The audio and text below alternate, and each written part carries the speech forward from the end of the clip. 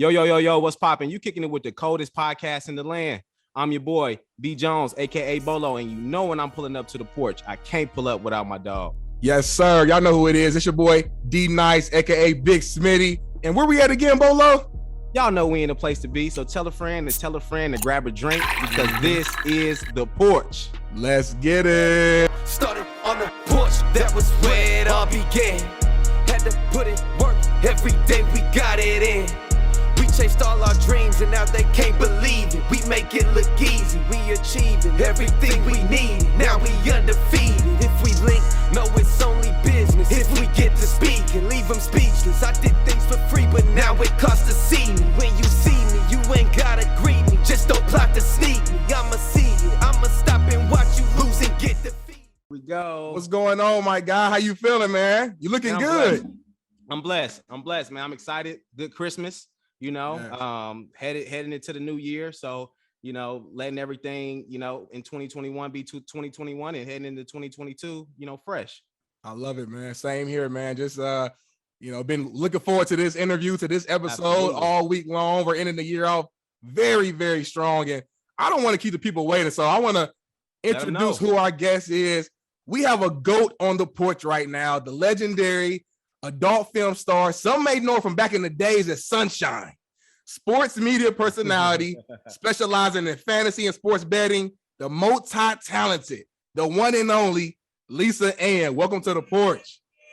Thank you so much for inviting me to the porch. So many great things happen here. You know, it's late night on the East Coast. I'm normally an early to bed kind of girl, but I'm joining you right now. You guys have liquor. I got a glass of wine. We're ready to go at it right here. It's going to be a good night, is what it sounds like. Yes. Cheers. Welcome. We appreciate you for staying up past your bedtime to join the porch, man. Like I said, it's an honor to have you on here. And we definitely appreciate you coming on here, Lisa. I'm glad to be here. You guys were very prepared as well. I love any show that sends me any sort of like rundown beforehand. Like, this is so pro that you do this, and not enough people do it. And when I get it, I lust over these types of details. We'll take it. Look, we taking it. Well, let's get straight to it, man. You know, here on the porch, we always got to start with our sports segment. And want to do a look back over last weekend, Christmas weekend. And let's start off in the NBA, where the Lakers lost to the Nets without Kevin Durant or Kyrie, 122-115. LeBron, he balled out, had 39 points. Westbrook had a triple-double, but shot poorly, shooting 4 from 20 from the field.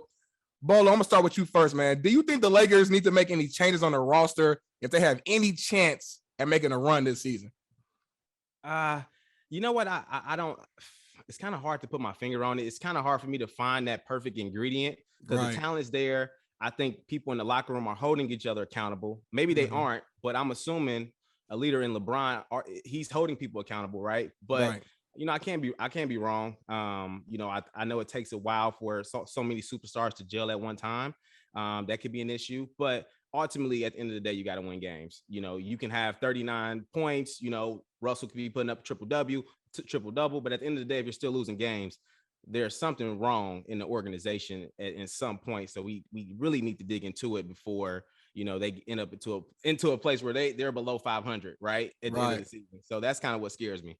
Yeah, for sure, man. You know, and before the season started, once, you know, the moves was made and Westbrook joined LA, you know, there's a lot of questions, and especially in the sports media field, like, will this work with Westbrook's aggressive style? You know, not having a lot of shooters centered around LeBron. If you look back at the history of LeBron-led teams, typically he has a lot of great shooters around him, which allows him to, you know, play make, opens up the floor, allows for spacing.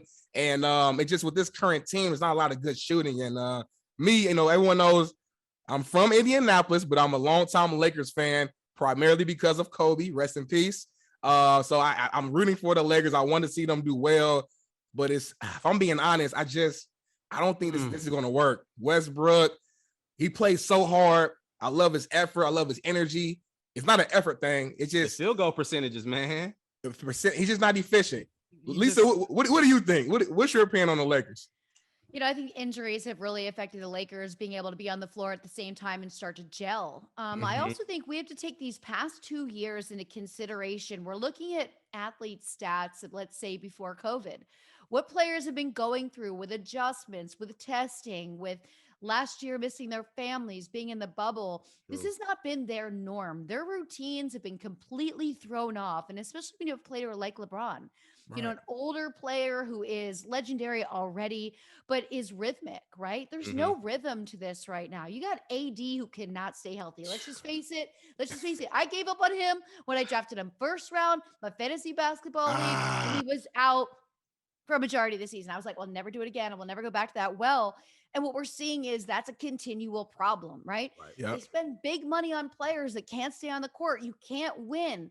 And also, I just don't think the depth on their bench is strong enough. That's where they got to move pieces. You got to build a strong enough bench. Your bench shouldn't just be a bench. Your bench should be players that you're willing to play and players that when they get that opportunity, they look at it as their golden moment and they go out there and they shine. We've seen that in the past. Last year, Brooklyn Nets bench like rocked. Yep. You see young players emerge. That's how we fall in love with younger players and we draft them late rounds in our fantasy basketball leagues the following season. So I think there's been such a focus on the star players and not enough focus on who's up next? How are you going to build that bench? Chemistry is an issue. I think for Westbrook, you're playing in a different market. LA is a different market. It's like playing for the Knicks. It's a different market, but LA is unique to its own. Staples Center, now not the Staples Center. Crypto.com. Crypto.com is a very unique place to play. And I think it's much harder for players. Look, Paul George is shining for the Clippers. But you know where he started to get his balance? When he was in Indy. And he loved living there and he loved playing there. And the fans loved him there. Yep. And so that built so much confidence in him as a young player that he could go and play anywhere. So I think the Lakers have some work to do. They have some older players. And I think LeBron is the star that's going to get all the heat, and it's really not fair. It should be on the team. Love Jeannie Buss, get some bench players, get some stronger players there, and build your depth. Yeah, I think you hit the nail right on the head. I think the two things, my two biggest takeaways is one, injuries. We got to find a way. I mean, I know you can't fully control them, but I don't know what you need to do, AD. I don't know if you need to get more treatment, spend more money on your body during the offseason. Like, you got LeBron right next to you, like your locker mates. I used to cover the games. LeBron's right next to you. Figure out what is LeBron doing to have this longevity and staying healthy for the most part. Figure that out. And then number two, I think they need shooting. In today's league, if you don't have real shooters around you, it's going to be very tough to be successful. You know what I mean? So that's fair. We'll see. We do this every year, though, Bolo. A lot of times, a LeBron-led team early in the season, first half, it's over. LeBron, the Lakers won't do this. They won't do that. And in the second half of the season, typically something shifts, something shakes. So we'll see what happens, man, on this back half. It's funny. I mean, I'm not the biggest basketball fan, but I guess at what point will it be too late for them, though? Because I feel like they're starting to, because weren't they just on like a 4 or 5 game losing streak? But they ended up winning last night. Against Houston. They played Houston. I know LeBron had another big game. I think Westbrook actually played a little better. It's too late when it's after the All-Star break. This is after All-Star break starts to step on the gas. And it's very similar to, if you look at football, Tom Brady plays very conservative football the first 6 to 7 games of the season. 100%. And then he powers through. Veteran players know how to save some fuel in the tank. And that's what LeBron's doing. When he wants to step on it, he's a great motivator. He'll get everybody around him doing the same. And that's why I'm not worried. I think just with me being a LeBron fan, with his leadership, his credibility, I think he can eventually turn things around. I don't think I think we're too quick to, assume and start getting trades and getting people to in and out of the facility. Yeah. So if we can just get them to jail and establish some consistency, I think they'll be okay. I agree. And Lisa, I'm glad you brought up some football. So we're going to switch to the NFL.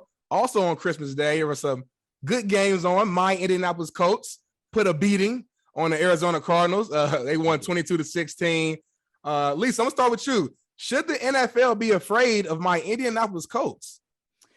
I love your swagger and your confidence for your team. We're all like that about our team, but let's talk about the Arizona Cardinals, who have lost the last 3 games in a row, and Kyler Murray has not thrown for over 200 yards since week 7. Okay, so let's gather the facts and let's see your Indianapolis Colts in a matchup that is actually a tricky and tough matchup. Also, we beat the Patriots a couple weeks ago, Lisa. What about that's a good matchup?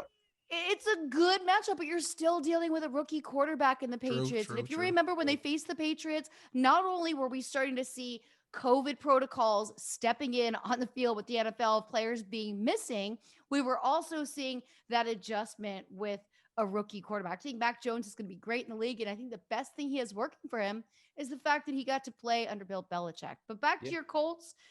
Let's see if Wentz plays this week. Now, they did change the protocols today from 5 days. It used to be 10. Unvaccinated players had to be 10 days. Wentz is not vaccinated. So now he's down to 5 days. He could play. You've got some studs on your team. There's no doubt about it.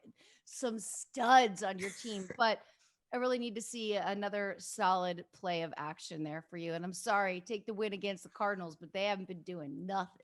Bolo, man, back me up, man. Should the NFL be scared of my Colts?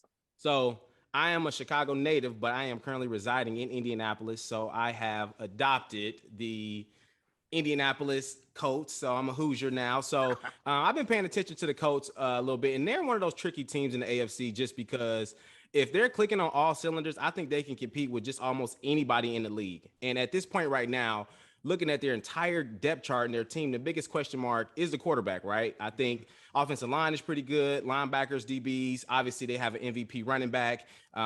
If he can really get into, and I hate tapping into the old Carson Wentz, right? But if he can really tap into the old Carson Wentz, I think the Colts are really dangerous. Obviously, you know, I seen the stat where like they said if Jonathan Taylor rushes over 100 yards, more than likely they're winning the game, right? So if we create that balance, right, where people are starting to put, you know, 7 to 8 in the box, and he's able to have a 3 to 5 step drop back and throw the ball, you know, receivers are damn good, you know. So I just think it always comes down to the person behind the center. So I'm praying for his consistency, you know, for him not to make bonehead plays like he does, forces his way into bad situations like we see time and time again.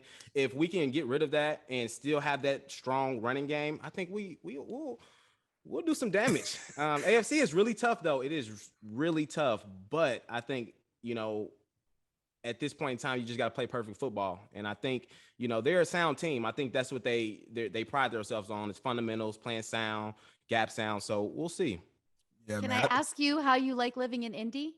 Yes. So I like it. So Darnell and I, we went to Ball State. So it's in Muncie. So it's like 45 minutes outside of Indianapolis. And then I actually met my wife at Ball State, and she's from Indianapolis. So she won the battle between going back to Chicago or Indianapolis, right? So we've been here for about 4 or 5 years, and it's been pretty good. You know, it's a good balance, I think. Yep. It has its fast-paced times, and it has its times where things are just, you know, just kind of steady and calm, and, you know, not a lot of traffic. You can get to certain places. Affordable.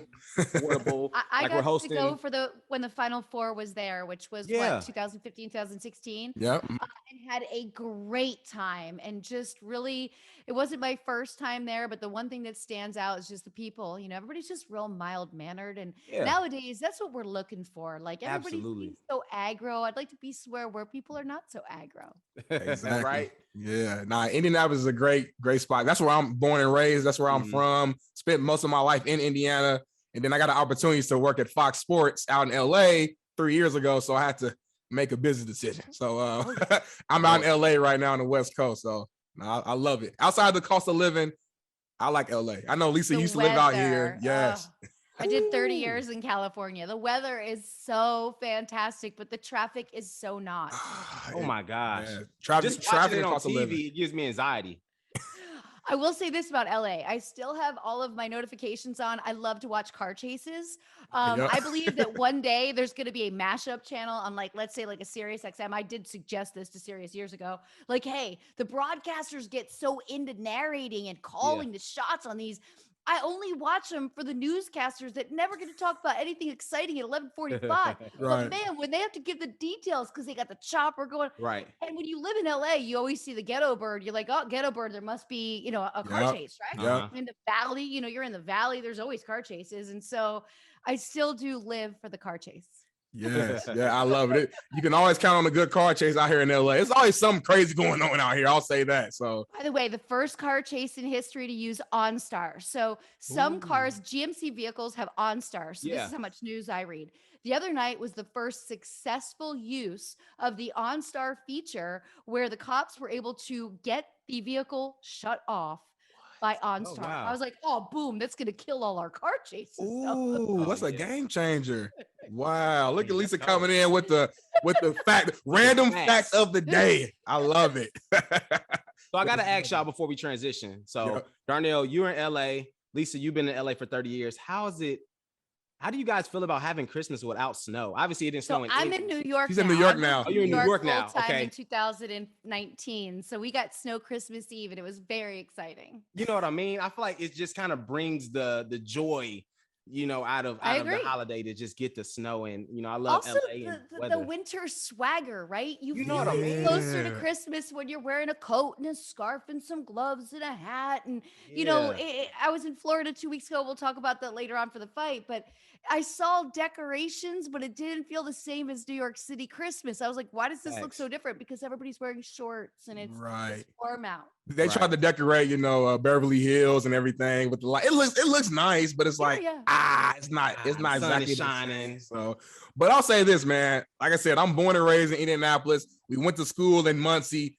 I've seen enough damn snow, so I don't mind a few summer sunny Christmases. Like I'm good. So yeah, man. But man, let's go ahead and transition. I mean, that was our sports topic. The people are here. They want to know about Lisa-Ann, and I think you have one of the most impressive just stories and how you've been able to really be great in two completely different career paths. So let us start off. Can I say one thing first, though, on the sports tip? Because this is a note I really want to discuss. Oh, for sure. Come on. I would like to announce to your followers, to everybody here with us on the porch, I am absolutely done with Baker Mayfield. I mean, come on. Gosh. How many of us, I'm in 20 fantasy football leagues this season, right? So I was like, my second quarterback, because I like to have two. Even when you're only starting one, I'm a believer of having two. Why do you want to scramble on the waiver wire when there's an injury? Everybody else is doing the same thing. So Baker was my secondary quarterback.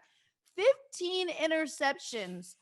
15 touchdowns, 11 interceptions. What I'm hoping, if he can throw 4 more, then we've got the 15 and 15 season. Then we do some sort of a commercial with him and Jameis, because remember, Jameis had the 30 for 30. It was in Tampa. So this is something I just had to throw out there. Baker is still at less than 3,000 yards this season. Understanding shoulder injuries, this and that, but this is the NFL, bro. And you know what? I can't draft him next year. I don't care how cheap he is. I don't care if he's the last player and how it's the last round. I'd rather take an extra kicker. Sorry, Baker. Okay. I love your I commercials. I love it. I know you're listening to this podcast, Baker Mayfield. I love all of your commercials. Everything you do. Your wife is beautiful. Kudos to you. Do your thing, but not on my fantasy team. I love it. Lisa. Okay, I got a question for you then. Do you think that organization should still keep Baker Mayfield? Ooh. I do not. I believe that Baker needs a fresh house, right? We've seen players move to a new environment and excel. We need to see him and who we thought he was. Look, when everybody was blaming OBJ, it's Odell that makes Baker so bad. I'm like, give Baker 3 weeks without Odell and give Odell 3 weeks without Baker. And let's see who's shining. Odell's been balling.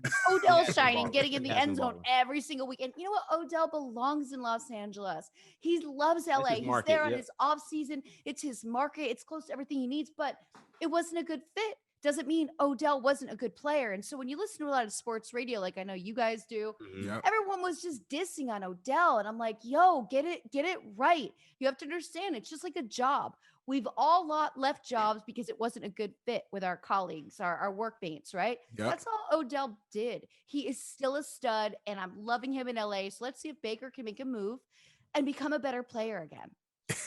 Now, I love it. Now, this is my only thing to this whole entire situation. When I look at the history of the Browns, I think it took them almost 15 plus years to get a quarterback who has some type of consistency, right?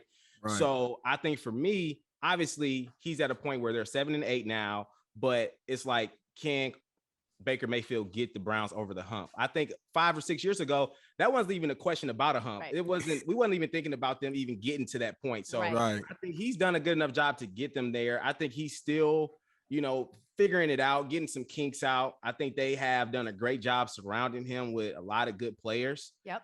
But I'm just afraid that if he leaves, he may just kind of fall into a rut of, getting to learn a new coordinator, kind of gelling, just kind of, I don't know him personally, but just picking up his vibe. I can just kind of tell it probably takes him longer than most to, build chemistry with people because of his bigger personality, right? Of him just kind of doing, his own thing. But, since 2007, 2008, I think they won 10 games. Then from 2020 is when they finally won 11 games. So that's a long time, with, having a losing record. So to be in this point right now where you're somewhat in the conversation of playoffs, says a lot about the quarterback, I think, in my opinion. No, I agree to that, but you can't live your life in fear. And I believe that if they keep Baker, they'll always kind of be this like team that can't get over the hump. Yep. But if they trade away Baker and get a new quarterback, they might fall into that rut again. It might fall into it, but they might excel. 20 years, yeah. But they might excel. So you have to take that. You got to take those risks in life. You know what I'm saying? It's like, you want to just settle at being average or what?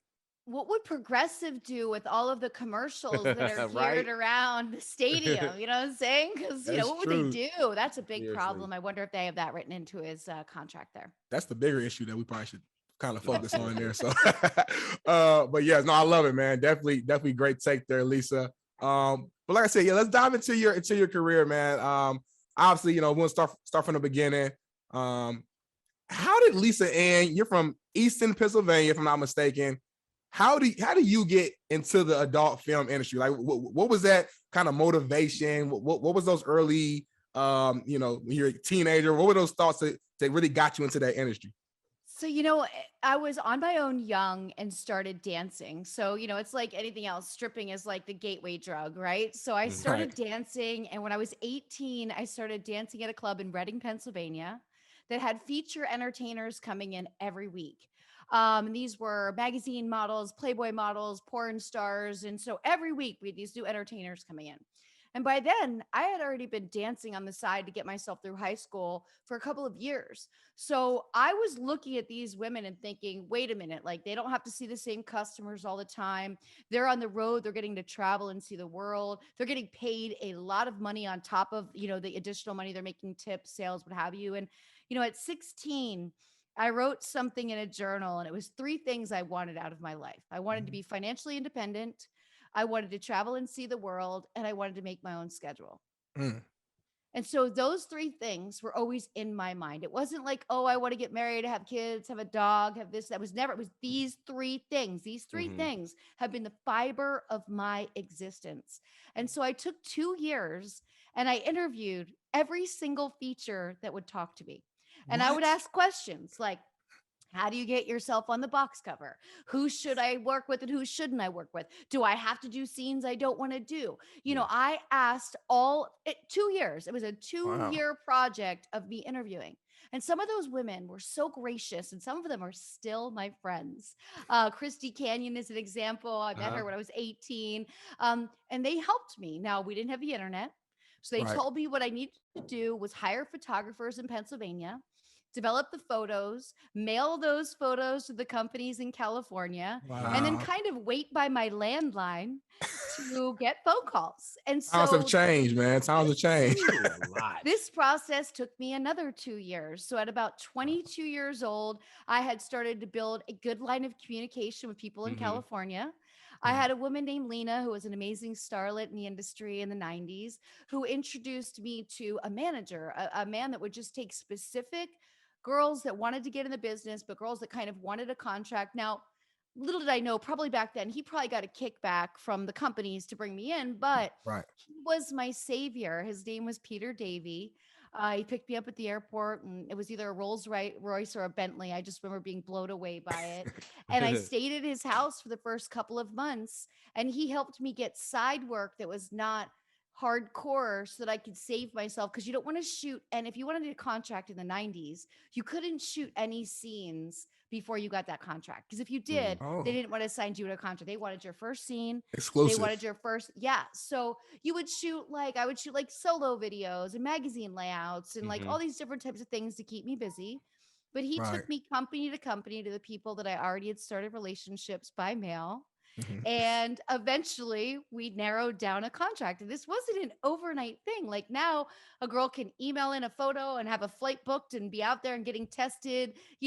This took time, and it was quite a process. And I was so determined. I wanted to be on the box cover exclusively myself. I did not want to share my box covers with other people because I knew I wanted to feature dance. And Right. I knew I wanted to be able to sell that on the road. And it's just easier to sell something if you're on the box. Like, do you really want to be selling a movie where some other girls on the box? I kind of wanted my name incorporated in the title because I studied adult bookstores. And I knew that when it was VHS, a lot of them were turned to their side. And Right. sometimes there wasn't a photo on the side, but the name who was in the movie was on the side. So like, you guys don't understand. There was like this whole, breakdown of like how I'm going to do this, because if I had a contract, I would only be shooting 12 movies a year. So that means one movie a month. And I would be able to customize my schedule because my main focus was really being out on the road and being a feature dancer like all the girls that I met at Al's. So Right. that's how it started. It was and I listen, companies would write me back. Oh my gosh, they would write me back so many things. Like, of course, the first thing they wrote me back was to get my boobs done. So I was like, okay, well, now I got to make the money to get my boobs done. I got to get my boobs done. I got to shoot all new photos. There Right. were so many things that I was told to do to get to that next level. And each time somebody told me something, I did it. And that's what took the time. And that's what was the process in me getting in the business. Wow, that's super impressive. Like, just in general, regardless of whatever profession someone's in, Grind. to be able to be dedicated enough and have the patience, right? To like, it's a years to even get to that point, but you had a goal. You took all the necessary steps. If you didn't know something, you learned it. And that says a lot about your dedication and also your maturity at a young age, right? 16, 17 years old, to be able to figure all that out, man. Because, and I'll be honest, in our generation with the millennials, we are not patient at all. We want instant gratification. And for you to grind out to make it, it says a lot about you. I also studied the women that made money at Al's. So I would study what type of movies that they did that brought in a different crowd. There were girls that did different types of movies that brought in a crowd that didn't spend as much money. So with these notebooks that I had, I would write down the money that I made the weeks that different girls came in. And that's what narrowed down the 5 to 7 companies that I wanted my contract to be with, because those were what the girls were shooting for that were bringing in the most money to my home club. Got you, boy. I love it. She was strategic with every step of the way. Like, I love it. I love it. Yeah. So one question I want to ask, so how did your family react to, like, early on, obviously your parents or any other close family members, when they first found out that this was the route you were going? What was that initial reaction like? So my family wasn't in my life at that time at all. My family's been very intermittent in my life. And, I can explain this the best way to people. Parents are just people, and not all people are good people.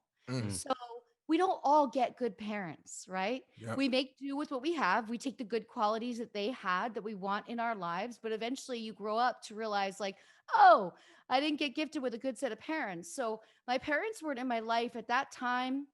I didn't have my mother back in my life till I was 24, and I didn't have a conversation with my dad till I was 40. So like there was a lot of that. So they weren't really a part of any of my decision making. And by the time it was brought to them, it was already like I was already doing it. So it was just, this is what it is. And obviously now I know that this was very difficult on them, of course, and my brother, and most of my family will never talk to me again because I got in the business. But at this age, I'm able to say, like, hey, maybe had you guys provided me with more tools, I would have felt that I had other options. But at the same time, people say to me, do you regret what you did? Like, I've traveled and seen the world.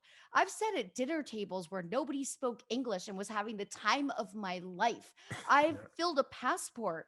I've made myself financially secure. Like, I wouldn't trade that for anything. Sure, there's downsides to everything, but I will say that I got to reach the 3 goals that I had on my list when I was 16. So really, what could I trade in?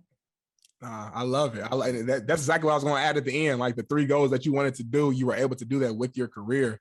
And one thing I did want to add on, based on what you just said, based off your parents not being as maybe active in your life at a young age, do you feel like that was part of the motivation for you to like just figure out something and like get your life together like early?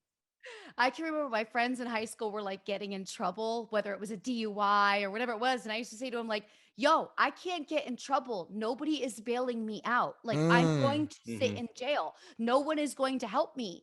And that's real. And when you're pressed up against that wall, you know what you do? You don't get in trouble. You don't fuck up. You don't rely on other people. And it made me say to myself, like, hey, you're in this on your own. Make the most of it. There's no need to resent that fact, but for sure, them not being present made me, and I could have taken a totally different turn, right? I could have turned to drugs. I could have turned to horrible things. But no, I was like, you know what? Okay, this didn't work out, but my life is gonna work out. I know it's gonna work out. Right. No, I love it. I love the energy and the mindset that you have to it. You know what I'm saying? So break this down for me. So let's be real. Anyone who's an adult has at some point watched porn, currently watches it, used to watch it, and most people know who Lisa-Ann is. But if you're not in the industry, you don't know how a typical production day goes. So like me, I'm in production from a sports media standpoint, and I know we could have long days, retakes, all types of stuff. Like describe how a typical day goes, a shoot day goes, right? When you're shooting a scene.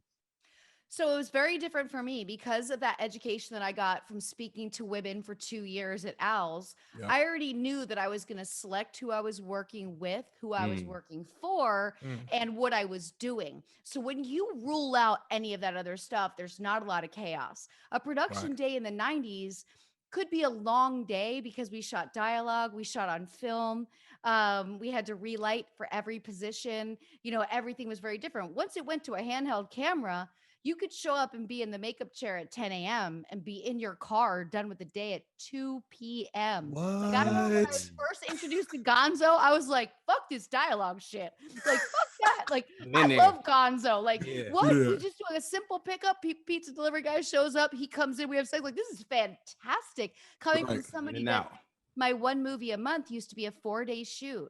So it was 3 days dialogue and 1 day of sex. They never put your sex day on the same day as anything else you had to worry about. Really? The 90s, oh my gosh, they treated us like real starlets. They catered to you. The craft service would call you. What do you want to eat? No one's going to touch your food. Like, we're making special food for you. What makeup artist, what hair girl, they had wardrobe.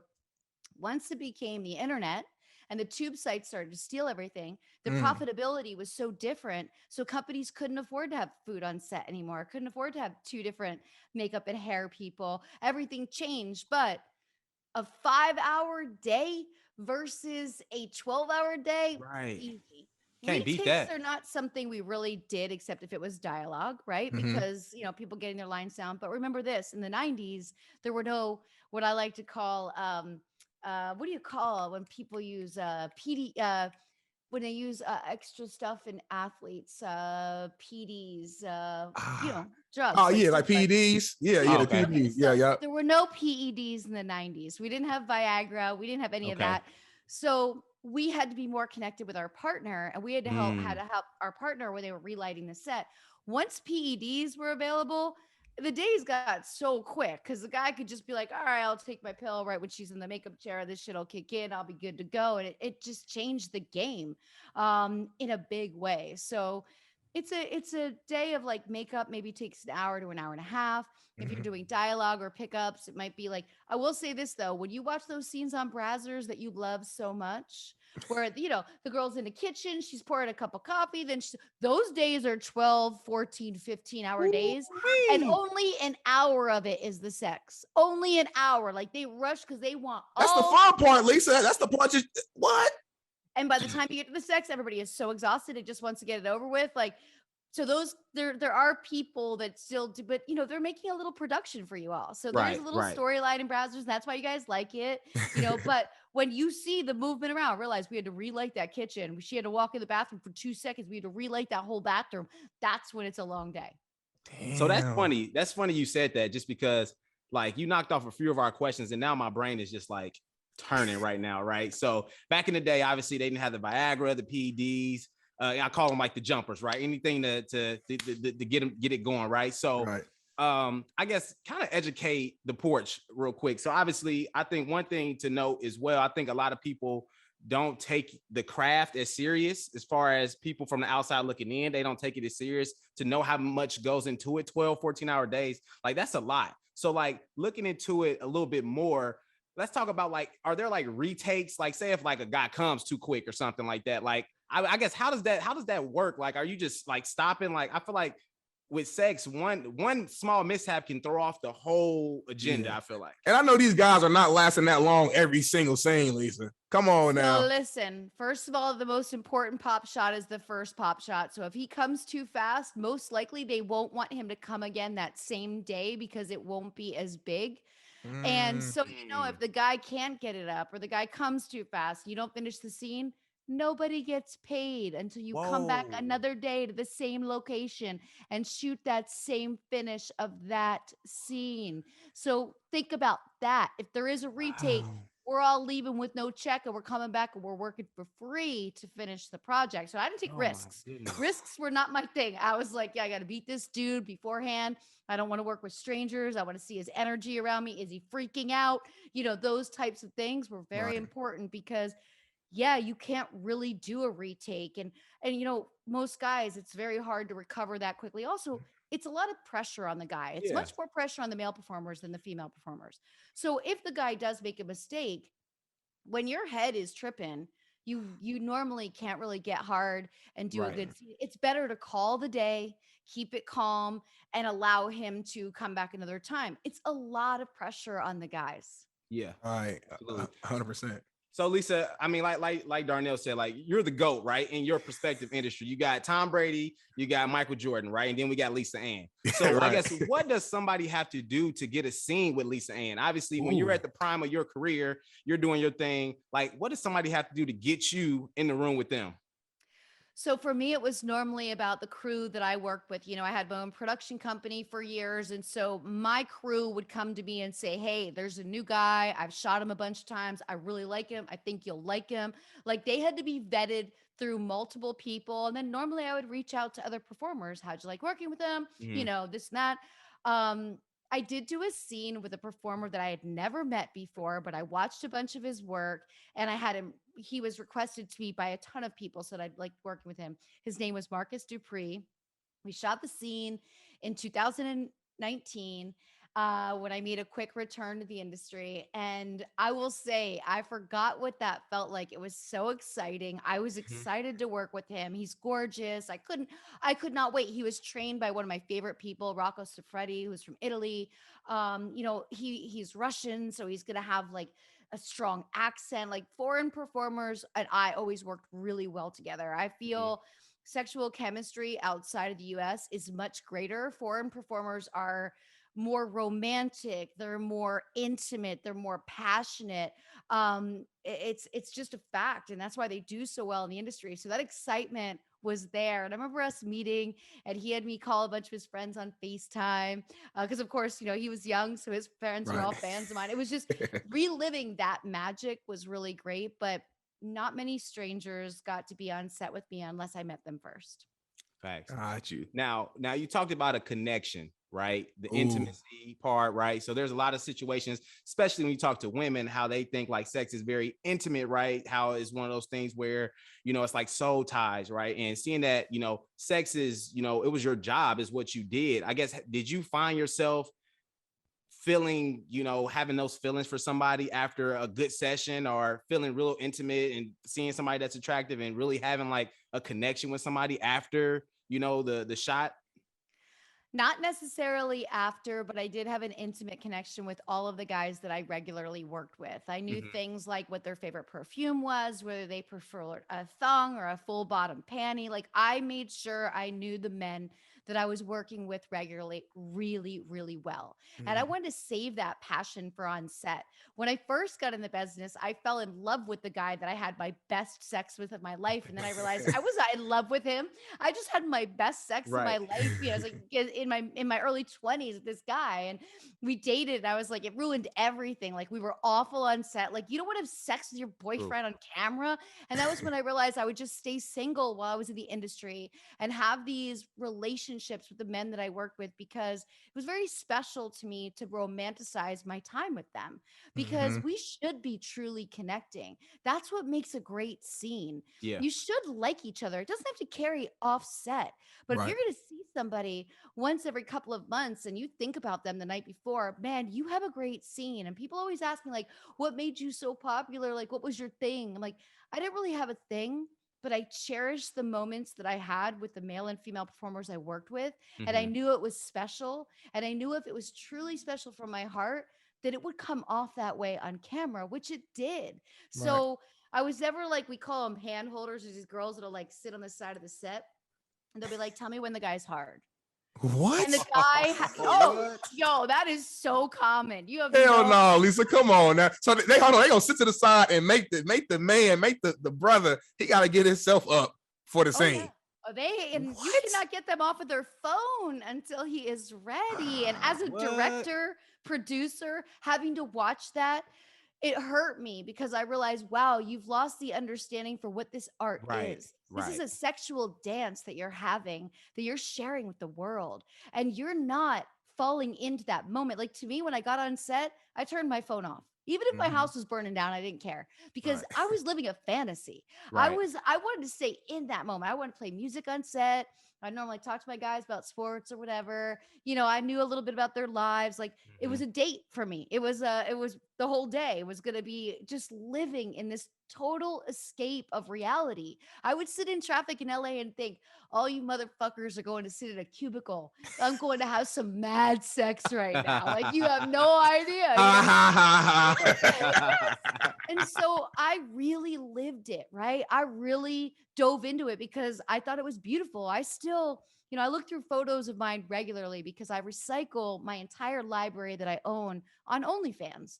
So I get to go through my old scenes. I love taking sexy photos.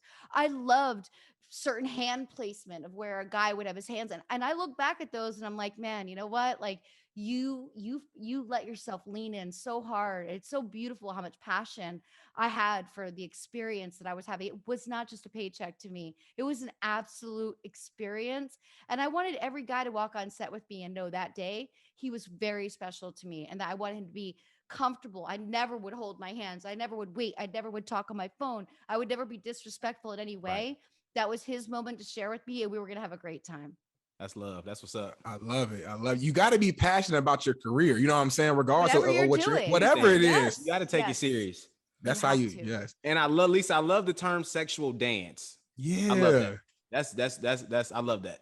Because it is. I mean, it's a sexual dance from disrobing. Like that's not as big of a deal in the new content that's out there. The guy comes in, he's hard to have sex.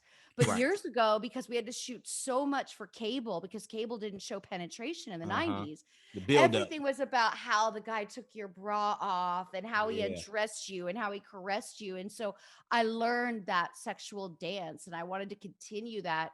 Even when things changed, I still carried that through my scenes until I retired.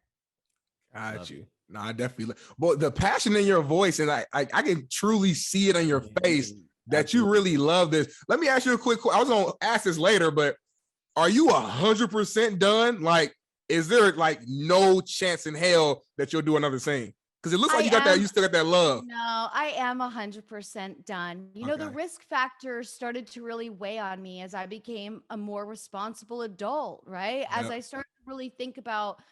I started to have these moments where I'd drive to set and I would say, like, you could get HIV today. Like, you could get herpes today. Like, I never had something that was treatable, not curable. Right. So I felt like I was starting to play with fire.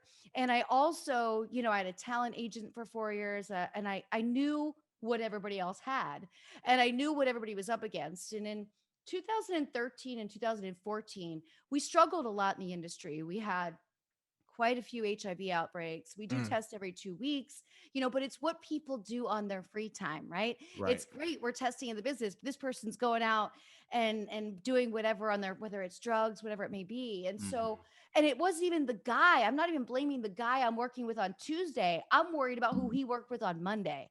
So my last probably 4 years in the industry, it weighed on me heavily. Like it was a constant conversation I was having with myself. And so I realized like at what point is this no longer worth the risk, right? I would still direct and produce because I loved that.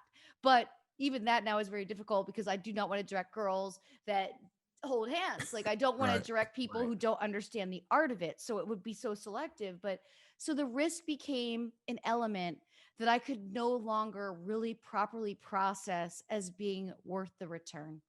Got you. Now, that's a good point. Definitely understand that. And then Bolo, I had another question here. You kind of touched on it briefly, I feel like. So obviously you mentioned, you wanted to be single for the most part during your career while you were working. I'm assuming that there's probably was a time or two where you tried dating someone and maybe it didn't work, whatever the case may be. But my question is, like, how much did they really affect your dating life, right? Because I'm trying to think, man, as a man, you have to be very, very secure to date Lisa-Ann and understand what her profession was and her history. Like, talk about how it affected your dating life. I never dated when I was doing scenes. Never. Never. Because an old school Italian woman you're looking at right here, I could not process how I could be with a man and offer myself to a man when he knew I was going to be with another man. So I just looked at it as that is not going to be a part of my life. Also, I was on the road feature dancing all the time. I was gone all the time.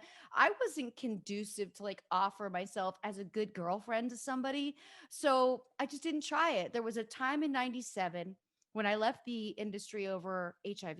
So we had a very bad situation in 1997. And I left before the industry shut down for almost 6 months. I left because tests kept popping and we weren't stopping shooting. And I remember after the third female came positive with HIV and everybody was like, oh, we'll figure it out. I was like, fuck this. I don't think I trust this. Yeah. So I'm going to take a break. I'm just going to feature dance full time. And I met someone during that time. We got married. So I was married.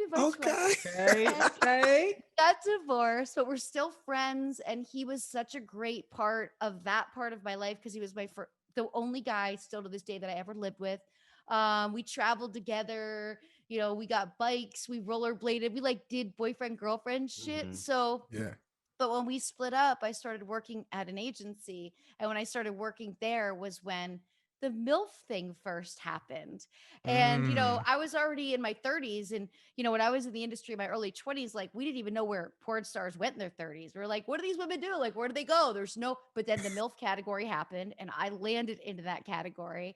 And I remember the first kid that said to me, you'd be a great MILF. And I was kind of like weirdly offended. I was like, what does that even mean? Right. What do you say? Then Desperate Housewives, that show came about. And like, I realized like, oh, this is cool. Like the hot woman, like with the young guy, the pool guy. Okay, I get this now. And I got back in. Got you. Makes a lot of sense, man. And I'm glad you mentioned that as well, because my next question is obviously one of your most famous, scenes, or I know you did a few scenes, was when you was acting as former, U.S. Governor of Alaska, Sarah Palin. Just talk about how much fun was it acting in those scenes? I know you ended up being in an Eminem music video. I feel like during that time, it felt like that was like the peak of your prime. I could be wrong, but it just felt like that was like peak Lisa Ann.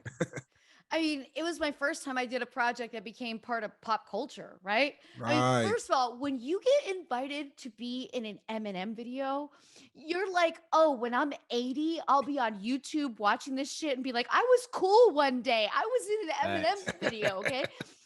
It was also my first set where there was mainstream media there. And there were so many people there from like E and TMZ and all the, and we had never had that in the industry before. It was before all of these companies were doing these movies that were like the XXX version of.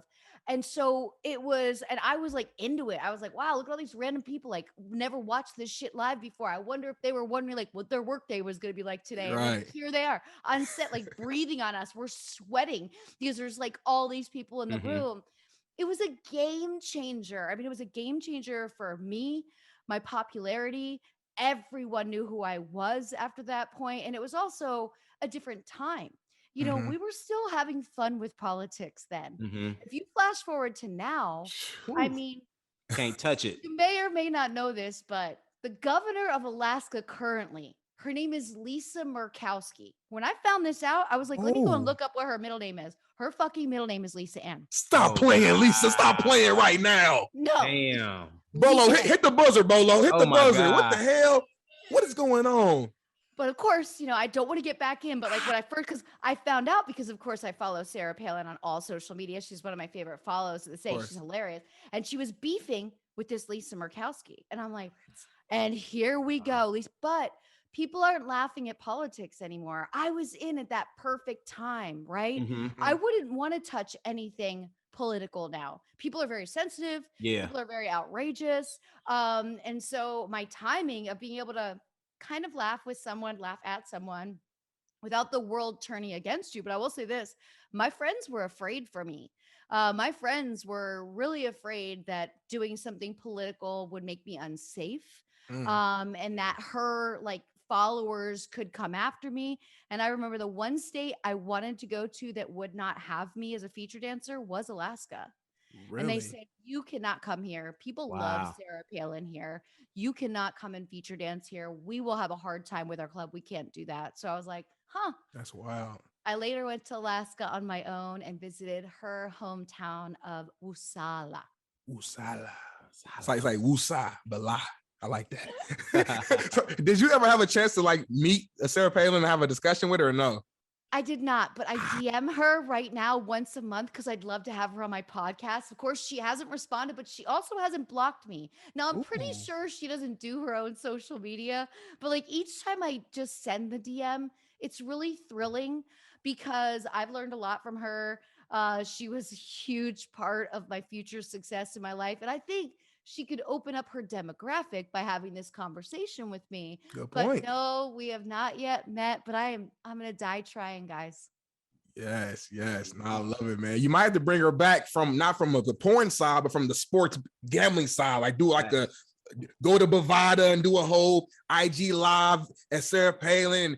I'd like to go to the shooting range with her. She's a big gun enthusiast. I would love to be like, hey, let me come up your way. Let's go to the range. Imagine me and Sarah just blowing shit up.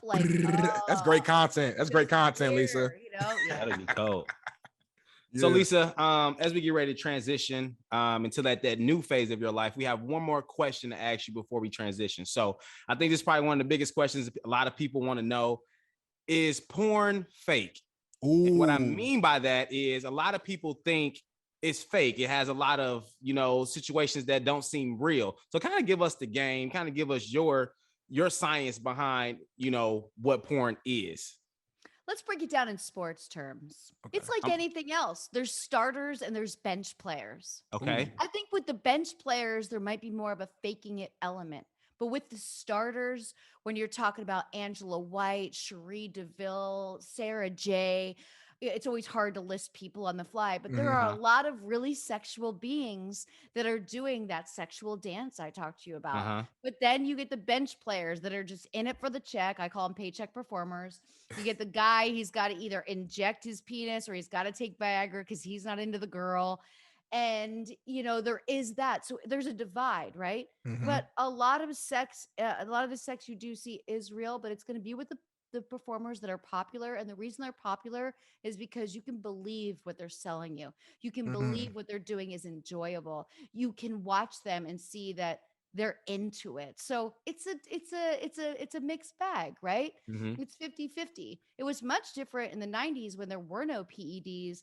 The guys really had to be into it, right? They had to really be into the girl had to be really into them. You both had to help each other. So that was kind of the purest and most real form of pornography.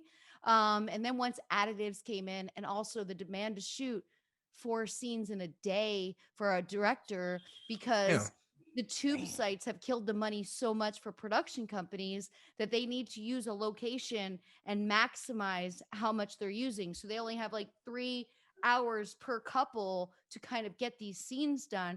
That's when it changes a lot, becomes just a factory of porn. Got you. No, that's definitely interesting, man. So that was a good question, but I know he's gonna come with that question, Bolo. You came with the heat on that one. You just see it. You just see the question all the time, and one of the biggest things that guys talk about is just the stamina on men and how long they're going on the different videos and stuff. And they're like, man, it's fake. This ain't none of this stuff real. I can't do that. That has to be fake. You know what I mean? So it's good for Lisa to give us some game and give our listeners some game on what the true, the true thing is. But let me just say one thing. Know that they're shooting us with different style lenses. So a lot of men watch porn and then they get intimidated about their size, right? The men are being shot with a fisheye lens, which makes them look bigger. A lot of the guys are really lean. The leaner you are, the bigger it's going to look. Yes, there are a lot of guys that are a little bit bigger than average in the industry, but I do also want men out there to feel confident with what they have because they're not being lit.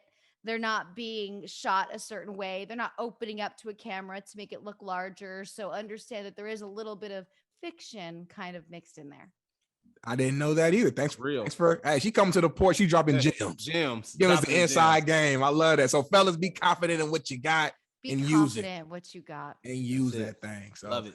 But let's transition. Obviously, man, you have done, like I said earlier, an amazing, in my opinion, transition. You're now in the sports media space. Just talk about, I guess, in general, how you were able to make that transition so seamlessly. I think in 2013, if I'm not mistaken, is when you first joined SiriusXM, started doing your fantasy. Just talk about that transition and how you're able to do that. So I was pretty fortunate. I grew up a sports fan. Basketball was my first love. My mom was a basketball mom for Lafayette College. So we went to every single home Lafayette College game, and she would make dinner with other moms for players so that the away team would have a meal before they hopped on the bus and went home. So we went to every single game. Right. My dad was into football. We only saw him on Sundays. So during the season, my conversation with my dad had to be about football or there was no conversation. So between basketball and football, I grew up a big fan. When I started going on the road feature dancing, I kind of scheduled my gigs around games so I could see different arenas, stadiums, and ballparks all over the U.S. So I took tours where, I knew I was going to go to at least one game every single booking that I did.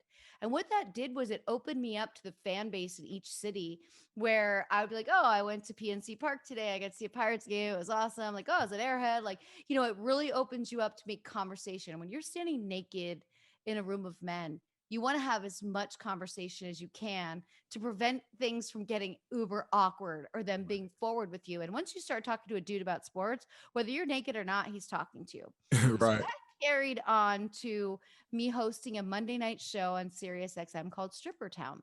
And Stripper Town was guys would call in and tell me wild stories of things that happened to them at strip clubs, which was an unlimited resource of nonsense, which I loved. And I would bring on girls and interview them. And it worked out well because Mondays I was always home from the road. I would come home from my gigs on Sunday. And the problem was there's also a Monday night game on right. Monday. So during football season, my fans that met me on the road would sneak back past my producer by telling him I had this strip club story, but really they were going to give me an update on the game because there was no TV at the Playboy studio where we did the show. And so my producer would give me so much shit. Like, you can't be talking sports on here. Like, this is Playboy. I'm like, I can't help it. Like, they just call, they're giving me an update on the game. Like, and this went on and on and on. And then as I'm at the axe point, I've had my 2 write-ups. We're going to the 3rd. My producer came to me and he said, hey, I know a producer in New York City. He had a fantasy football show and it was Playboy Playmates. The show just broke up, but he's still looking to bring on an entertainer to do fantasy football. I was like, well, I don't know anything about fantasy football, but I know I can do this. So let me go and meet him. I went and met him in June, got myself a studio apartment in New York so that I would have a place so I could be at the studio and do the shows from there, even though I still had my home in LA. I mapped this out where my show would be Monday nights, the same time slot that I already had with Stripper Town. And Matt gave me a chance. My first show was September 9th, 2013. I'll never forget it. I'll never forget how it felt to walk into the SiriusXM building. I was there for 7 years. I took the entire summer. I went to all of my friends who played fantasy football and had them show me how to mock draft, talk to me about different things, kicker, home, indoor stadium, all these little, every one of my guy friends gave me one tip. And so I started playing. I learned on the fly. And I fell in love with it because it's like the game inside the game. Right. And if your team isn't doing well, you're still passionate about football. You're still passionate about watching games instead of being depressed. So it was. And that's funny you said that because I think it keeps you so connected to the sport specifically. Sometimes, say if you're just watching a normal game, sometimes you don't finish the game or really look into like how this specific person is playing per se. But once you get a lineup, you know, either it's football or basketball, like you're locked in, like, okay, he has 15 points, or okay, he has, you know, 95 yards in the first half. I think we're doing pretty good. So you're like literally locked into like the stats, you're like the watching the Cincinnati Bengals because you have Joe Burrow. Like, would you have been watching the Bengals 15 years ago? Hell no. You watch Absolutely every not. single game, and it's great for the NFL as well. 100%. No, I definitely love it. And I know today now you're working, not only are you doing fantasy, you're also doing like the sports betting, sports gambling side with Bovada. Talk about just that partnership. I see you like every week, like multiple times throughout the week. You're on your IG live, you're doing videos. Like, I'm like, Lisa's always, she's on grind mode all the time. Talk about how that partnership started and kind of what your role is with them. Especially during football season. If you're in this world, football season is your like do or die. Like your friends know you're not doing anything between August and February. After that, you get a little bit of freedom. I still do cover some baseball and some basketball, but like during this time, no, I can't travel. I can't do nothing. I don't go anywhere. Like NFL news is my life. It started with a March Madness contest early in 2019. And they reached out to me and said, hey, you know, as an influencer, we'd like to bring you on to this one gig. And we built this great relationship. And so that football season, they came to me and they said, hey, we'd like to know if you would like to start doing this project with us, brand influencer, you know, with Bovada. And I realized like sports betting is similar to porn. Right. There's an unlimited amount, and I'm talking porn in the 90s, where there's so much money, nobody knows what to do about it. And these are companies that are paying influencers stupid money because they're making so much money. They have to spend money. I mean, look, McAfee just got 30 mil from FanDuel. Like, I love McAfee though. I'm not going to lie. I would 60 because I can't live without his show. It is so damn good. He keeps it so real. I love it. He just himself. I love it. Gosh, when you said indie, I no longer think about anything other than McAfee. Yes. So, you know, I knew it was the avenue to go. I knew sports betting being legalized in more states in the US was going to become, you know, a real big thing. And I know with that, fantasy football will always be big, but once sports betting is legal, that's where the money's really going to be. So I'm always about chasing, like, where is the money that's going to be no matter what? Being ahead of the curve, so to speak. Right. Yep.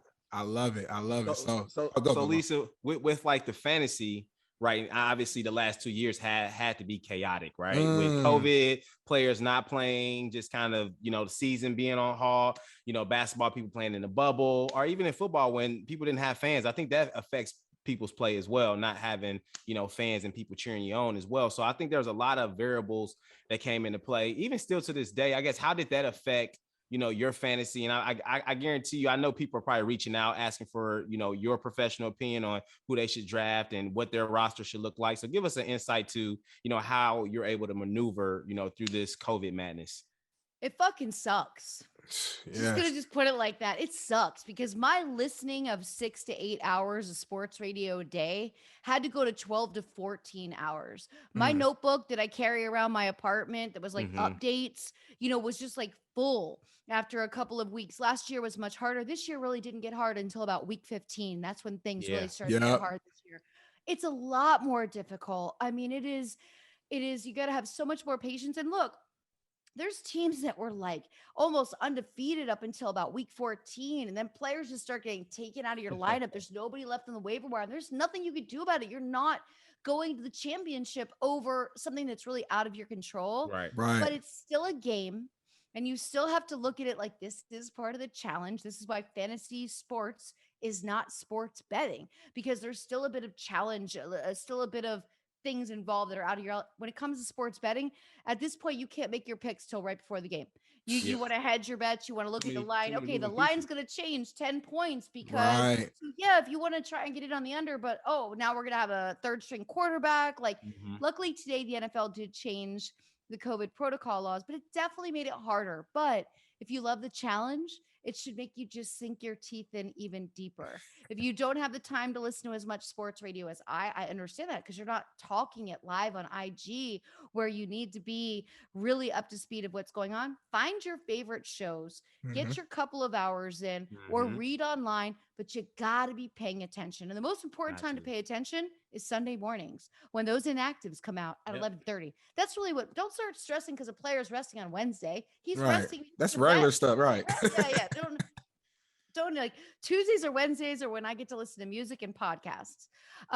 Starting Wednesday night, I switch back over to just sports, and then I don't listen to any music except at the gym for the rest of the week. And on the weekends, it's sports radio at the gym, which sucks. But during football season, to stay Locked on in. top of that news, you got to be locked in. Got to. Yeah, I love it. I love it. So I know a few weeks ago, you actually went to the big boxing event. You know, you had Jake Paul versus Tyron Woodley, and you were there specifically supporting NFL legend Frank Gore as he fought former NBA star Darren Williams. What was that environment like? I was watching it on TV. It looked crazy. I mean, the Frank Gore, Darren Williams fight was epic, in my opinion, a lot of action. What was it like being there live? Well, first and foremost, going from New York City to Florida is like going around the globe because New York City, you know, it's vax requirement everywhere. They're checking your ID, they're checking your card. You got to worry about. We haven't taken masks off except inside our apartments yet. Okay, so with that said, you go to Florida, and it's like this free for all.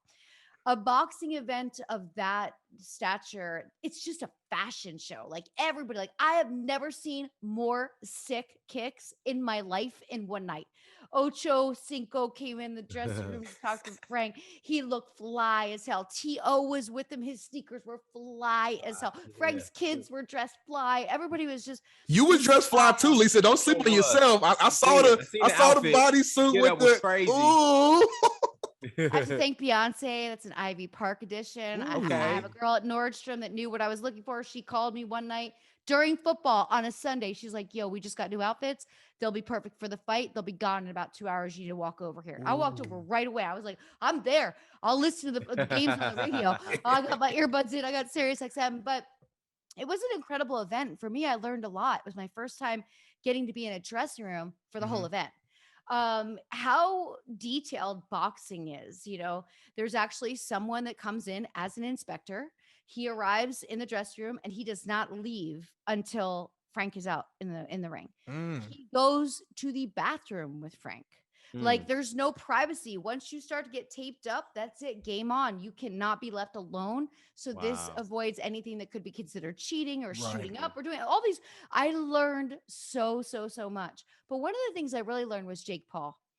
I had known about Jake Paul through the content creator, Just the Letter K, that I took with me on this trip to capture the best of Frank Gore. And years ago, Kay had taught me about Jake Paul, YouTuber. Okay, I sort of follow Jake Paul. Jake Paul does not need the money to be doing these fights. Jake Paul pays female fighters more than they've ever been paid. He believes in equal pay. He takes care of everyone that works for him. He puts on these grandiose events. He's a showman. And he's also openly speaking about how he feels different since his first fight. And how he feels sometimes a bit mentally slower. And I think because of Jake Paul, we're probably going to look at boxers, we're probably going to look at fighters and think about what kind of insurance, what kind of secondhand care they need when they do retire, how we should be looking after them. You know, we looked at fighters. I grew up in Easton, so I was, you know, home of Larry Holmes. At that era, either Don King robbed you or you got knocked out too many times and you were done. And you know what? The boxing world was done with you. And I think Jake Paul could be this great educator to how we can create a lifelong space. The trainers, the dedication with the team that was around Frank was just so impressive. I got to interview and speak with a lot of female boxers as well. The entire event blew my mind on a level that I didn't expect. And I was really impressed with what Jake Paul has put together. He does not need the money. He's not doing the money. You know, he does not need the money. And Woodley, give him credit for taking this fight in 2 weeks. That shows a man that constantly is training and ready. I kind of would have liked to see him win because then we'd have 1-1. We'd see a third. But that hit was like that's how I want every fight to end. I hate decisions.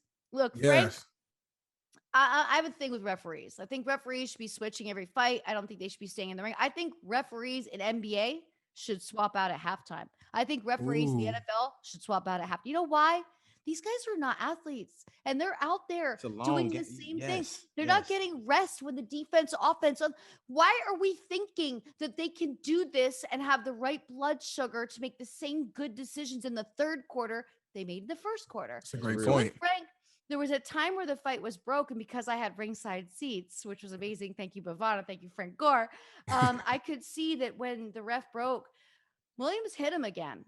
And He he hit him on the did. back of the head. And there were a couple of things there where I thought, okay, this could have gone very differently. And when you're that close, you do get to see those little mistakes on television. Maybe you didn't. But so I didn't want that to go to a decision. But for Frank Gore to take his very first fight in a massive arena and not just, a small event, the pressure, because he said, oh, I'm used to the pressure. I played in the NFL, but this is totally different. It's different. Yeah.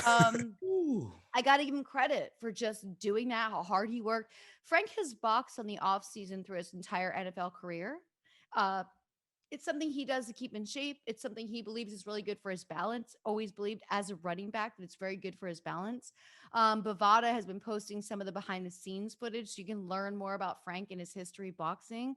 But it was a great event. I absolutely loved it. And yes, I do love playing dress up. So like I knew it was going to be a fashion show. So I was like, I told every single clerk in New York City, like, here's the event I have. Here's the date. I need something hella unique. Yeah. This is what I'm going for.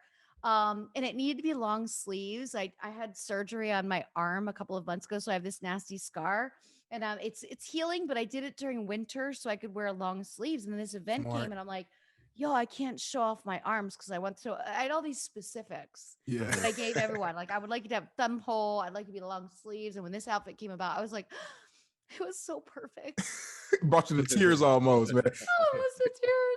It sounds like you need to have more events to go to so we can see Lisa dressed up. I turned 50 this year. So in 2022, I will be 50 years old. So I'm planning a big shoot early February.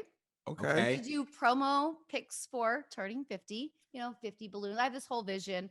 And I'm going to do a lot of club events, different places all over the world because we should celebrate that I'm turning 50. Yes. I think that's a big part of a lot of people's lives. And I'm actually going to work less this year. So one of the New Year's announcements that I'm going to make is that I'm scaling back my workload for the year by about 50, maybe 60%. Ooh, okay. Because I always told myself that if I was in this place at 50, I would travel to all of the people that I met along the way and spend time, whether it's lunch, dinner, going out, and then of course do some fun events as well. But I want to celebrate life this year. I think too many people wait and they're like, oh, I'll do that when I retire. You don't know if you're going to be as healthy when you retire. You don't know if you're going to feel as financially comfortable to spend your retirement money on traveling around the world. So I'll get back to my grind in 2023 and I'll still do my podcast. I'll still do some sports betting stuff, a little bit of fantasy, but it is going to be so dramatically scaled back so that I can really live in the moment. It's going to be, I'll do more niche events. Like I already have plans to go with a group of friends to the US Open this year and also to go to the Kentucky Derby this year. That's so like cool. Those are great, like small influencer gigs. I'll be like, all right, y'all, I'll do my thing for you. But for me to be on IG every week for this year, hell no. I am celebrating 50. You deserve it. The big 5-0. And Lisa, please listen. I don't want to beg or anything, but if you come out to LA and do an event, I'm out here. So just let your boy know. And I love that you said you got to live in a moment. This is a seamless plug. I do have my own clothing brand, Live for Today, as I have on the shirt. Wear some of I might have to say, we got some leggings, some sports bras, some active gear. If you're interested, no pressure. I'm totally interested. Send you a package. I think you represent the brand to a T. Live for the day. So we'll talk about that offline. But no, I definitely appreciate that. That I think, Lisa, that was a true gem. I think the Porch needed to hear, because I think so much, especially like millennials, I think we get caught up in the grind and working so much that you never just take time to sit back and pat yourself on the back, right? Yes. Or just to really sit back and enjoy the fruits of your labor, right? I think, and for me, life is short, people come and go, and, my grandparents always say, do what you need to do while you're here, because when you're gone, somebody else going to be doing it, or somebody else going to be spending your money, right? So it's important for you to just, take advantage, especially if you've created a foundation for yourself to do those things. Go ahead, like, live life, create memories, and do those things, because work is always going to be here. And it couldn't happen at a better time. We've just gone through two of the most unusual years we 100%. could ever predict to be alive. And I feel worse for anyone under 25 and anyone over 65 than I do for myself, because I felt awful of, graduating from college and not having a graduation and all the things that young Mhm. people need to be doing to be young people, like having Yep. fun. And then the older group that's more afraid of COVID and also wanted to travel for the retirement isn't doing it. Those two groups reminded me of where I am right now, and to say, like, live in this gratitude. I've met so many great people all over the world, and I kind of just want to tell them all one by one, face to face, like, I've thought of you. There have been things that you told me when we met that have stuck with me. You've made me more whole. You've given me something to look forward to. Like, that's the mission for 2022. Love it. I love it, man. You about to bring me to tears on the porch, Lisa, man. I appreciate that. One thing I wanted to, last thing I want to touch on before we go to our ending segment with the quick hitters is your I guess impact on other women in both industries, right? In the adult film industry and here in the sports industry. I'm doing my research. I know, you had your own, agency where you were helping out, I think, women over the age of 30 to just, get the proper representation and get treated fair when it comes to different scenes. And then now you're in a male dominated industry, being in the sports media industry, and you're killing it. You're doing your thing. Just talk about, I guess, just that willingness or just that want to help women out in either industry. I was inspired by a woman that was my neighbor. She never had children, but she kind of took me under her wing. Her name was Peggy. She lived to be almost 102 years old. Wow, that's a blessing. Awesome. And her kindness was just what her legacy was going to be. And so when you ask yourself, like, what do you really want your legacy to be? It's about how you've impacted lives of others. It's not about what stuff you had. It's not about how much money you have. It's not about any of that. So I reach out to every woman in sports, like every time I see someone new in the fantasy sports, the sports betting space, like, have to DM them, have to reach out to them, have to get on FaceTime with them, have to see like where they're at. Like, what are your questions? Like, is there anything you need? Like, what can I help you with? I did the Right. same in the adult business, and I still do. I'm very lucky to still have my finger on the pulse through some PR people in the industry, and their clients can reach out to me anytime. And I like to talk to them about money. It's always like, what are you doing with your money? How are you planning? Do you have an accountant you trust? Like, I start at the ground level, like, who's doing your taxes? How are you managing your money? Because it's important that we all share the things that we've learned with other people. And so I Mhm. think women, especially young women in the industry, they're less trusting. They're afraid to go to a guy, a male account. They'll say, "Well, I'm afraid to trust anybody." I'm like, okay, let's find you a female that can represent you, that you feel comfortable with, that you don't feel you're being judged by. Like, you can't not make moves because you're afraid of the worst case scenario. Mhm. So Right. I'm always reminding people, like, It's real. yeah, though in our own head we can tell the worst case scenario, we can tell the worst story, but you also have to counter that with the best story. Mm. You could meet somebody fabulous. It might be trial and error, but you can't not do it because you're afraid of the worst case scenario. So, me sharing with people, and especially now in the sports world, I find people are more fascinated by me in this world because I don't give a fuck what people think. And people be like, "Oh, do people say nasty things to you?" Yeah, every day. That's keyboard warriors on the internet. That's what they do. Right. But it doesn't mean their life is better than mine. Doesn't mean they have better relationships than I do. That's what really matters. Our true currency in this life is our relationships. It's Facts. nothing else. So I try to build those relationships, and I try to let women know at any age, in any business, reach out to me if you have a question. Obviously, I've kind of been through it all.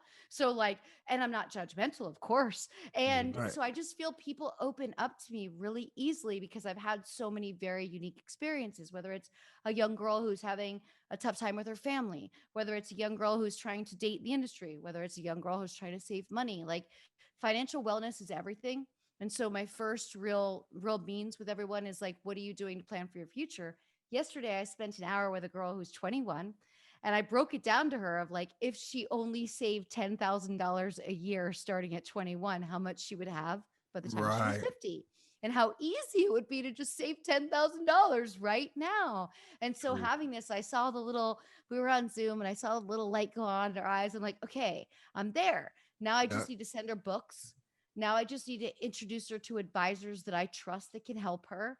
And now I've like repositioned her to be like, oh, financially well. So Mhm. I just love doing it, and it fuels me. And Peggy always told me, like, your kindness is what you really want out there in the world. It protects you. It's going to give you good karma. It's going to give you safety. And so I'm always trying to channel Peggy through my life and remind everybody that like I'm there. And I do believe that it's been karma for me. I love it. I love it. Keep doing that. Keep being that role model. Keep, being that trailblazer for women. We need more of that. So definitely appreciate that. So yes, going to our closing segment, man. This is our quick hitter segment. So we'll ask you just a list of random questions, and you try to answer within 30 seconds or less. We'll say that. So Bolo, I'll get it started, and then you can jump in. We'll go back and forth. So the first one, if I'm not mistaken, Lisa, you grew up a Cowboys fan, right? Still am a Cowboys fan. Okay. Unfortunately. So answer this. Will the Cowboys win a playoff game this year? Yes or no? Yes. Ooh, she sounded pretty confident. Okay. Bolo, jump in. Now, before we get there, kind of give us a little bit of detail behind why you think, because they usually crumble around this time of year. So, we do usually crumble, but our defense is the strength of our team right now. Look, our momentum was not good this past game, but Diggs gets an interception. First time our defense is on the field. Like, that is a game changer. That is the shift that a team needs to be like, okay, we got the ball back. We got the ball back in 2 plays. Like, okay, we got another opportunity. The opportunities that our defense are providing for our offense are remarkable. Dak Prescott suffered a major injury and has come back in such a great way. He hit a rut a bit this season when he was kind of banged up again. But look what we have. CeeDee Lamb is one of the best additions to the Dallas Cowboys. You still have Amari Cooper. You have Michael Gallup. Zeke may be a little bit banged up with his knee, but still can get it done. And when Tony Pollard is healthy, he's got that burst that you always want your running back to have. So we got Micah Parsons. Like, I just think when you look at how our team has been built, this is the best drafting we've done, if you ask me, in 2 seasons. I like what we're doing with the play calling. So yes, we can win a playoff game. I like it. I like it. Okay. So next question for you here, Lisa. Who do you believe deserves to win the MVP in the NFL this season? Ooh, it's a tough one. It is a tough one because Aaron Rodgers deserves it, but will he get it over the vaccine situation that took place earlier this season? People are very petty, and that kind of hurts. Tom Brady always deserves it. Tom Brady is not just incredible on the field, but look, again, the vaccine will come up with Antonio Brown, but look what Tom Brady has done with Antonio Brown as a human, as a mentor, as a person fighting to get him in Tampa. Yep. And then we haven't heard any bad news about Antonio Brown other than this little vax card thing. But like, that's one thing compared to what he was up to 3 years ago when all you were watching was his stories to see what chaos was going on in his life. So what Brady does, I read TB12. I followed everything that he does with his diet. I definitely stretch more because of Tom Brady. Like, I definitely feel I'm healthier because of what I've learned from Tom Brady. He deserves it. And then my young player, listen, this kid has swagger, okay? If he has an opposing coach come out and talk shit about him, what does he do on Christmas Day? He puts on that Santa hat and he goes out and talks at his presser. That is one young Joe Burrow. I love the kid. I've been behind him since the jump, and this season, over 500 yards this weekend. Thank you very much. Balling. That was an amazing game. Okay. I like that. That's somewhat of a hot take a little bit with Joe Burrow having a good season. I thought you were going to say Jonathan Taylor maybe at the running back position. I understand you would say that. I know because Indy. I get that you would say that, but I'm staying on the QBs right there because it's hard to compete with a QB in that situation, or I'd be giving it to my defense. I love it. Okay. Well, let me jump in. Let's switch to the NBA. Who are your current top 5 players in the NBA right now? Number 1, no doubt, Paul George. Ooh, okay. PG-13. Number 2, Steph Curry, because he always just gets it done. The excitement, the love, the fact that he has never lost the joy from his face as he plays basketball. Like, he's still looks like a kid out there playing. Like when I played. By the way, I moved into a building that had a basketball court so I could start playing again. I play 5 days a week. I shoot 50 shots every morning. I have to make 50 baskets. I do my workout, then I have to make 50 baskets before I can come up and do my thing. You might have to play one-on-one, Lisa, but we'll talk about that later. Talk about that. Giannis. How can you not love what the Greek League does and has put together his family? If you remember when Giannis first came to the U.S. and got signed, he took his whole family to Walmart in a limo and had it like, at that time, was it Snapchat we were all using back then? Like, it was an IG story, but that was great. Trae Young. This kid, yes. not only an incredible player, but his off-field activities for charity have been bar none for somebody his age jumping in that game. I am big in charity as well. So to see what he's done for his community and what he shares with other people shows me he's a phenomenal human. And then last but not least, can not discount Devin Booker. I understand that he's in Phoenix. They never get enough credit. They're a damn good team. They may be the best in the West. Yes. And Booker's a big part of that. D-Book. That's a strong list right there, Bolo. It's a strong list you coming in Strong with. list. It's hard to argue that. Yes, yes. Okay. Who are yours? Oh, who am I? Oh, okay. So this is my top 5. No order, just top. This is my top 5. You didn't say Kevin Durant. Yeah, I was gonna say KD. I gotta put Kevin Durant in there. He's been balling out. When he's healthy, he's been healthy. He has to be in my top 5. Steph Curry. He's petty though. He's petty. Yeah. He's petty, but on that court though, Lisa, keep it real. On the court, But did you see that he went petty at some like young kid over some shot last week on social media? I can't. Like I can't. You got so much going on. Like that is your karma, man. So you get knocked down. That's petty. I get the burner accounts thing. We all do it, but I mean petty. I feel you. I'm kind of separating. It's hard, right? I'm kind of separating the on court from some of the off court stuff because that can get a little hairy there. So to be KD, overall, okay. Steph. I have the Joker. I like Jokic. He's been balling. Yeah. I gotta still put LeBron in there. You got it. He's been balling, so that's 4. And who would be my 5th? It's tough, Lisa. I have a hard time with LeBron, and it's not his fault. I met him at Live, and he is one of 2 celebrities that when I met him, I absolutely fell apart. It was the night before he was going to make the announcement that he was going to Miami. So it was him, D Wade, and why is it Bosch? Chris Bosch, yep. They were all at Live. I was at Live. There's a bunch of people hosting. And so the security guys, like, I know you're a big fan of LeBron. I just read like every book. I was waiting for this decision to happen. Like I was as a fan, not Lisa Ann, a fan. Security guy takes me over. My girlfriend's behind me. I was like going over. It's too loud to hear anything that anybody's saying. You know, he's smoking a cigar. He leans over, he shakes my head. As he starts talking to me, what comes out of my mouth is, I'm such a fan. That's what you I then shake his hand. I turn around. I tell my friends, we got to go. Like the tears were flooding out of my eyes. You're lying, Lisa. No. You came to tears? Are you kidding me? At that time, peak LeBron, as a huge NBA fan, like you got to remember, I don't walk around like I'm Lisa Ann. I walk around, I'm a person. I'm a fan.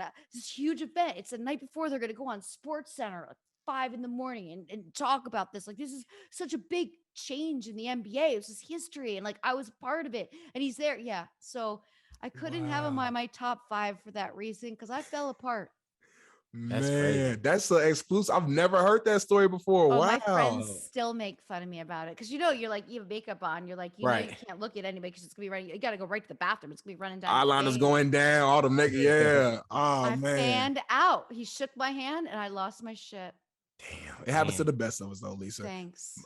And my 5th one, I would probably have to go. I know he's been dealing with a little bit of injury, but I like Luka. I like Luka Doncic at the 5th spot. So that'll probably be my top 5 right there. Man, let's see. I'm gonna go with Giannis, LeBron.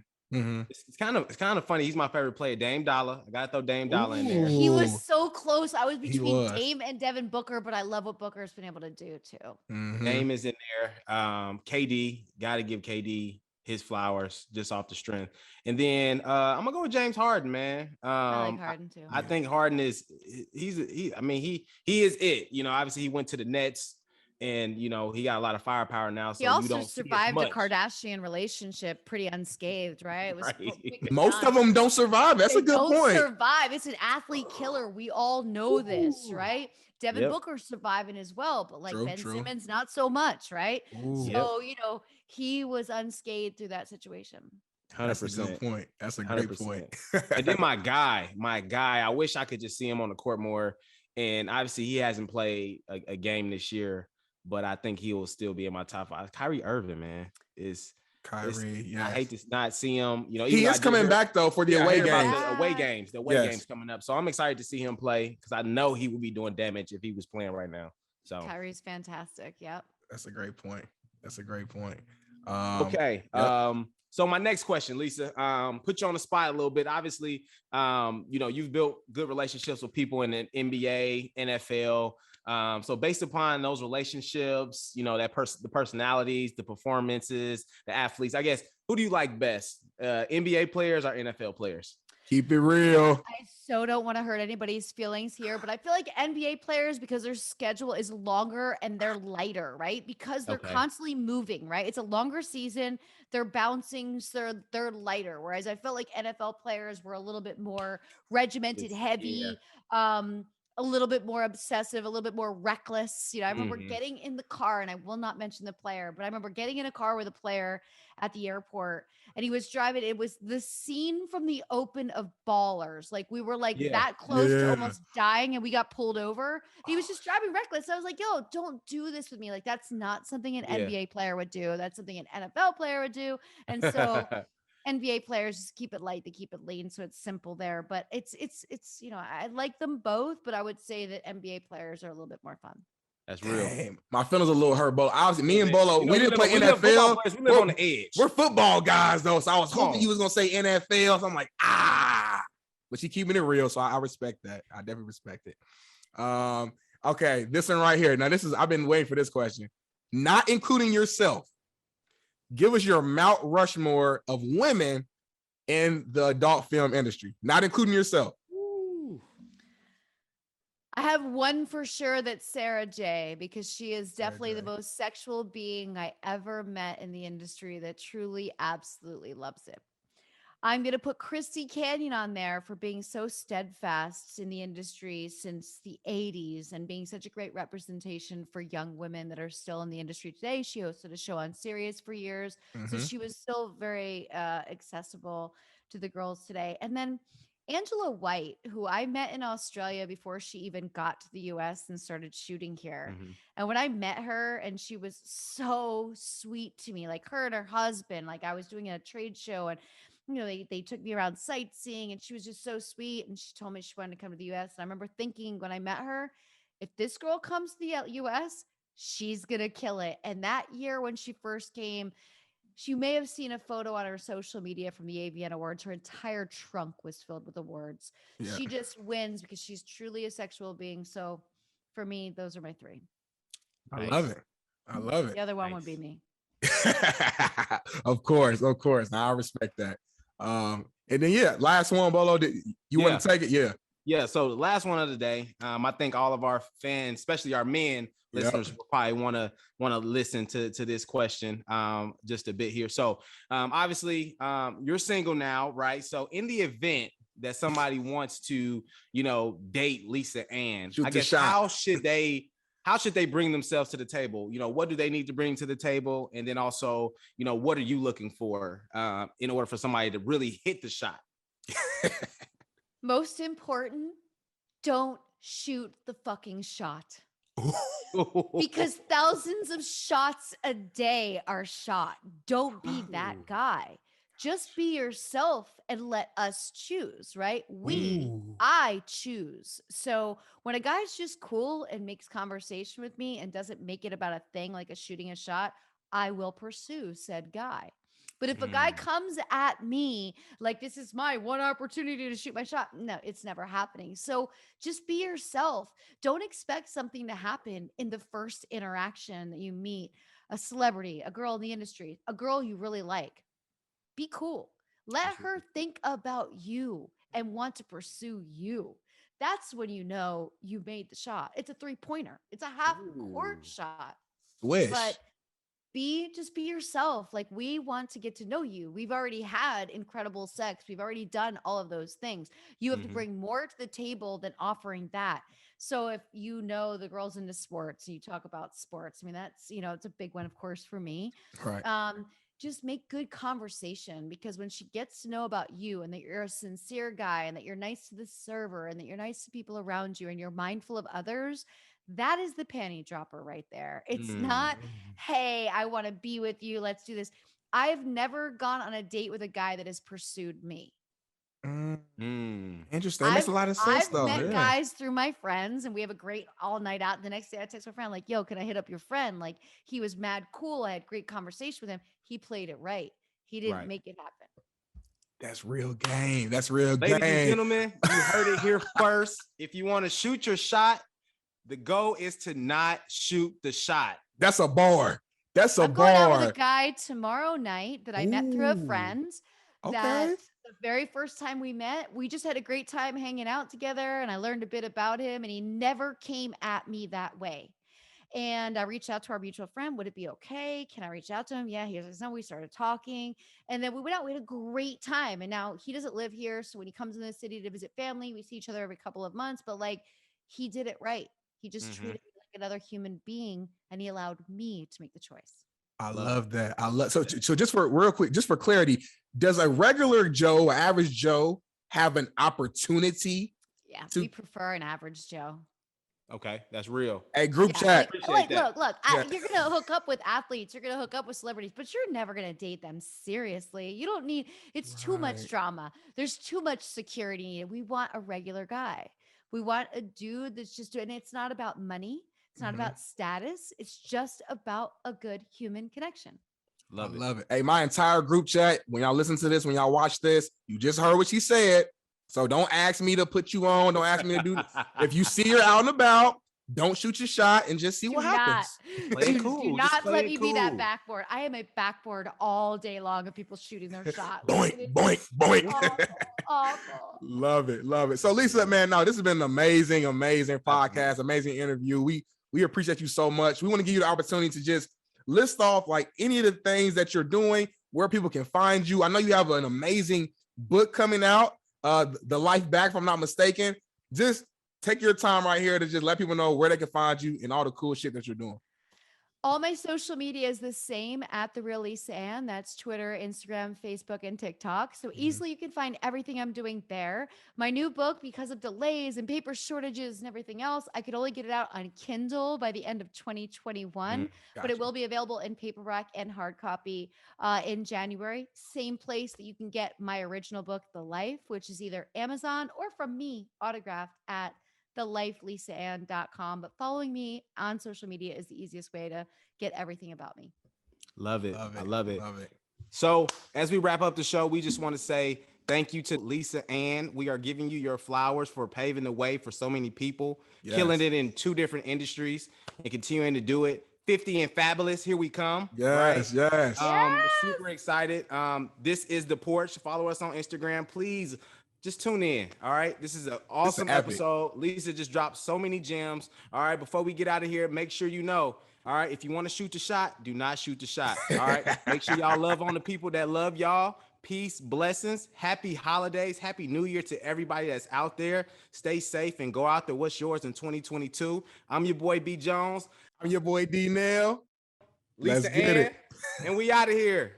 Peace. On the porch, that was where it all began. Had to put in work every day, we got it in.